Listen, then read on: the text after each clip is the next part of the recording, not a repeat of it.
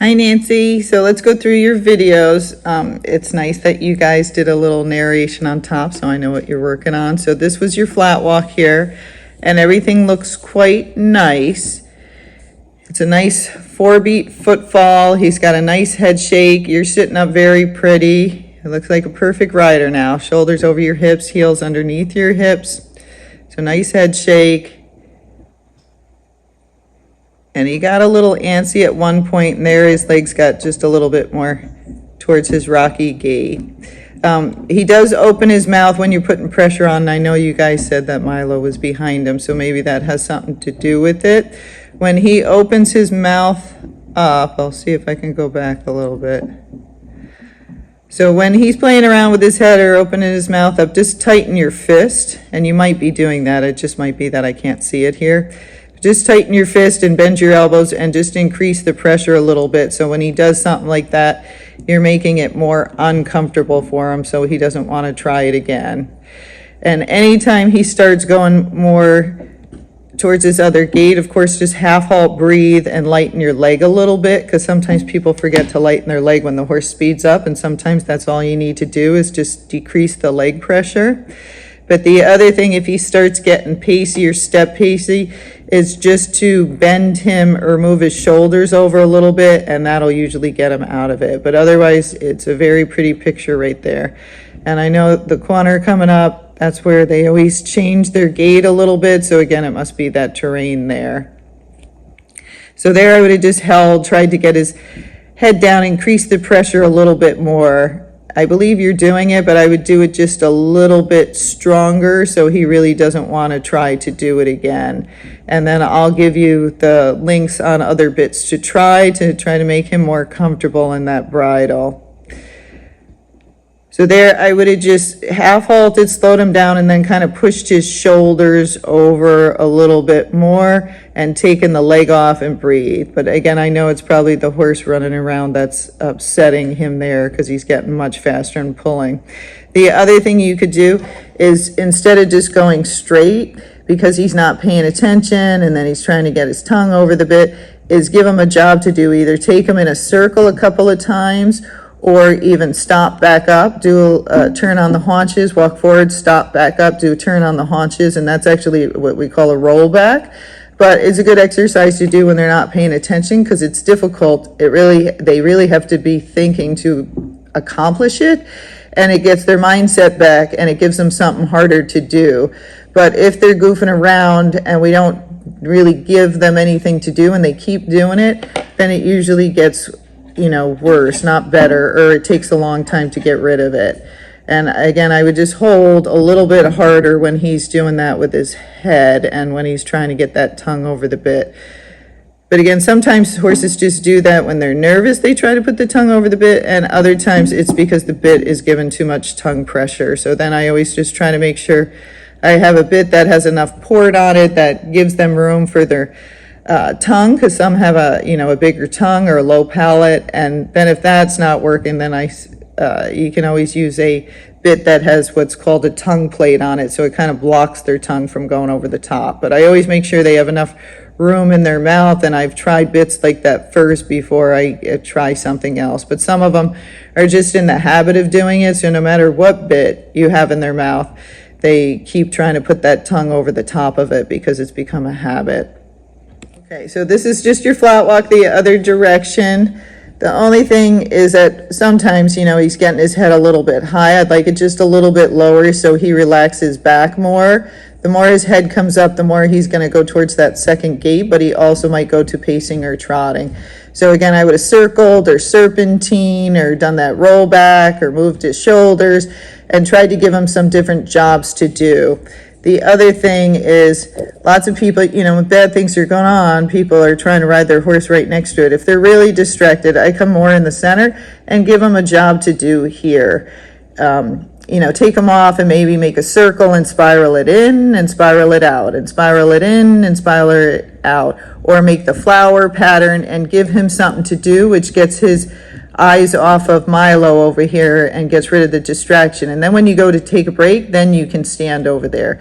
But you're trying to get his mind back on you instead of being distracted by Milo running around over here. There, his head's just a little bit too high. That's better. And then his legs are much more separated when his head comes down. Now, he does put his head down on the bit, but sometimes he doesn't relax his neck and back enough, and that's when he starts going towards more of his second gait. So I'm just going to talk over the sound in case you say something that I need to hear here. But there he's just okay, Milo's acting a fool. There's Debbie talking. There, trying to distract Chance. Yeah. So of course his head's a little higher because he's getting distracted, so he's going towards his neck gate. So again, I would just give him jobs to do and stay a little bit further away from the fence so you have more area to work with. And it's hard, you know, it's like their friends outside distracting them. If it was like little kids, it's very hard to pay attention. So the more you get them a little bit further away or stay up at the other end and start giving them patterns or something else to do instead, that'll usually help.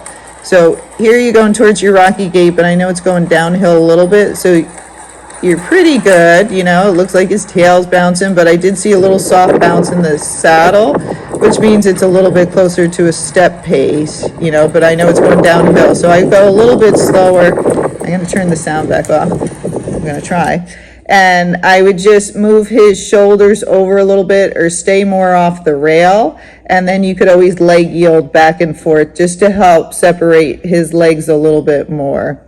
It's hard, you know, as we start doing more of their gait, some of them will go a little trotty and some will go a little bit pacey. He's not being bad, but it could be a little bit smoother if we separated his legs just a little bit more by doing a lateral movement. And you can do the thing I was talking about with the spiral, like making a circle and spiral it out and spiral it in. You can do that at the rocky gait too.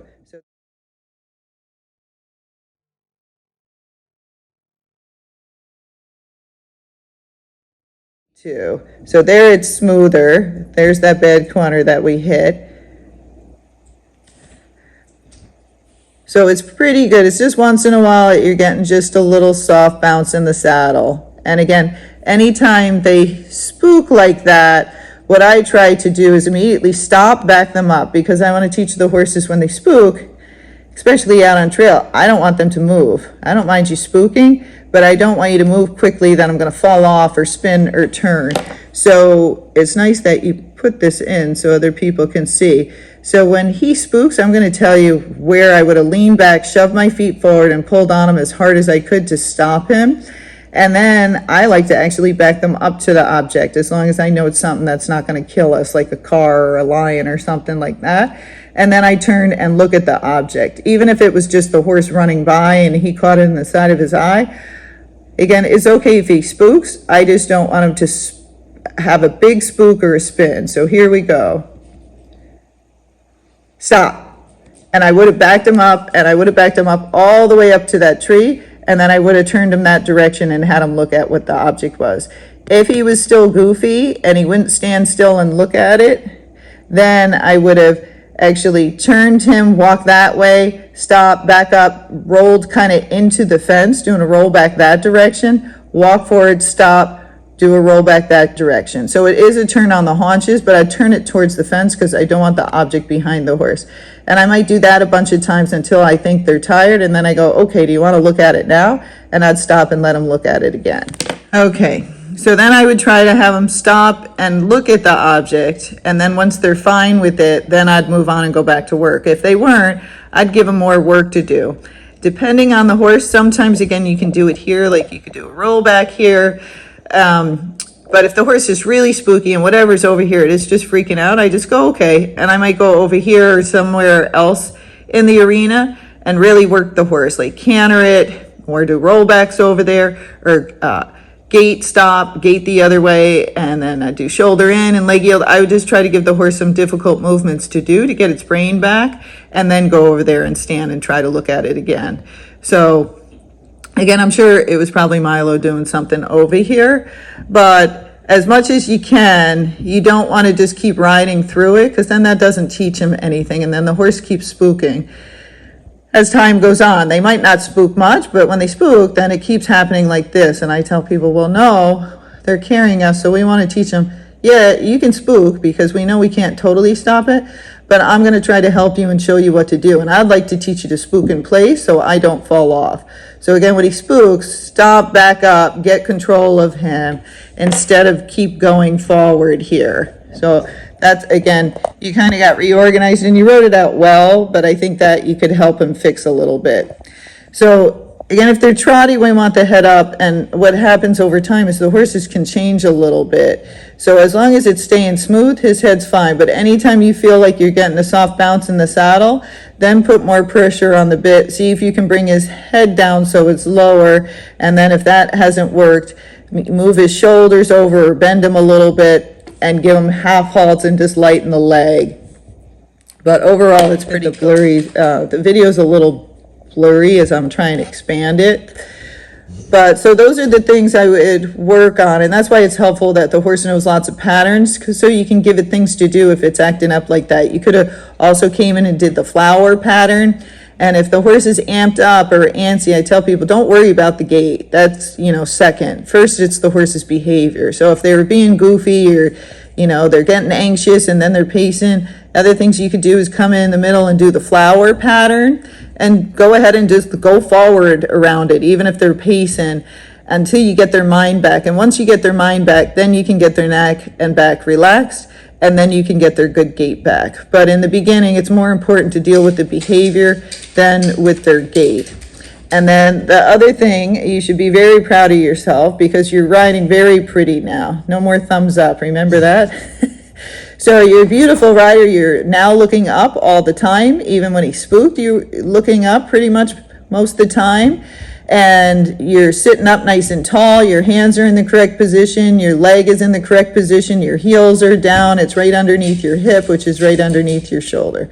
So you should be very proud of yourself because now you're a beautiful rider there. Just makes such a pretty picture, okay? And Chance is getting much, much better in time. So some of this is just him being goofy and young, and then us just changing the bit a little bit, seeing if we can make him a little bit more comfortable. Because again, some of the young horses, they've been playing with the bit so long, and we try bits and it's a little better, and then sometimes we don't know they're doing this with their mouth when we're riding them.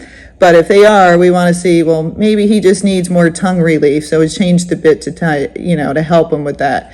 And in the arena, of course, you can use a snaffle. On the trail. If he gets a little antsy, you might need something a little more like a shank to help you out there. But you can kind of see whatever you have the best control in and whatever he's comfortable in is the best thing for you. So it doesn't matter if it's a shank, a bitless bridle, a hackamore, or a snaffle. Any of those things are fine. It's just what is our horse comfortable with? What can we control it with? And especially if the excitement goes up and spooks, what can we stop them quickly with? Because all of us are different with our strength and our coordination. So we need those different bits to try to help us with it. It's not one bit, one horse, which everybody thinks like, oh, you just get this bit and it fixes the horse and it makes it gait well. No, it's what bit works for your horse, and then what bit is for your strength, control, and balance. And that's what we practice within here, and then that's what you use out on trail.